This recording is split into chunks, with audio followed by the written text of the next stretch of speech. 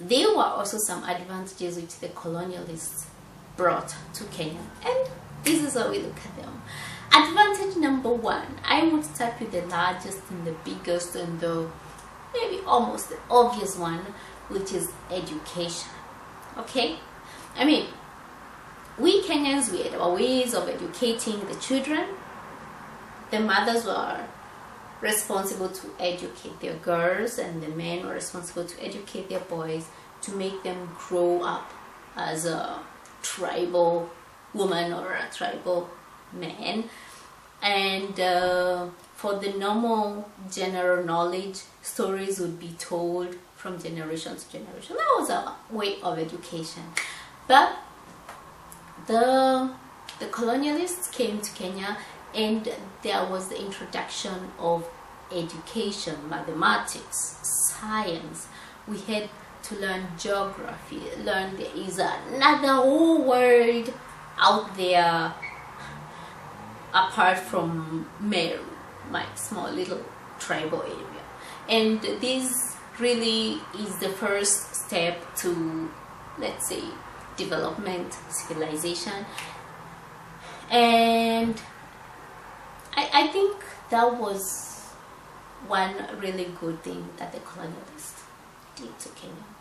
The second one was the religion.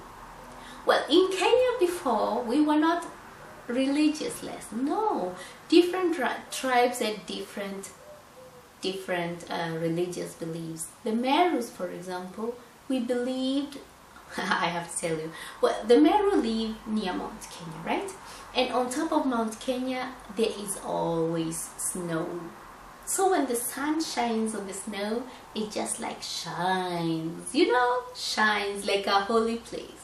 And the Merus believed that is the holy place that God lived. So we would just face, or my ancestors would face Mount Kenya, and we would pray to the mountain, right? So that was a kind of religion, and people believed in it. But then, the colonialists, which were mostly Christians, they brought Christianity to Kenya. And for, I would say, 80-85% of the Kenyan Christians, it would be almost impossible to imagine a life without Christianity. For me also. Advantage number 3 was the unity. If you look at Kenya pre-colonial times, you will find that Kenya lived in tribes.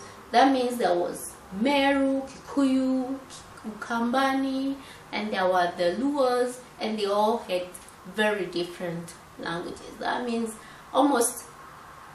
they could almost not understand each other when they would meet anywhere. In other words, they almost lived only in their own tribal areas. But when the colonialists came, there was the introduction of general languages like the English, and there was some kind of unity. So unity was one of the advantages that the colonialists brought to Kenya. Point number 4 would be development. And development, I mean development in terms of technology. Yes, there was introduction of better farming methods, better farming tools, better mining methods.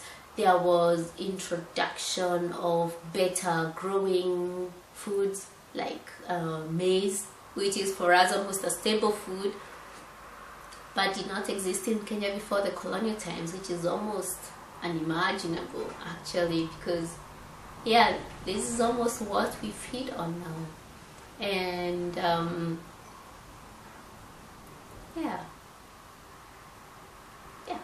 so they brought a lot of development in Kenya.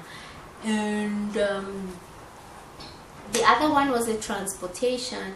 And in the former times in Kenya, mostly people were runners. So if there was some message to be brought from one village to the other, we had runners who would take messages. It would be like the SMS of those days. And they would run and bring the message to the other village. And if it is a very farther place, they would take maybe a donkey. It worked. Why not? But yeah, and also communication, ways of communication. They did not. We did not have to, blow a horn, or put up some smoke to send some message to some other place.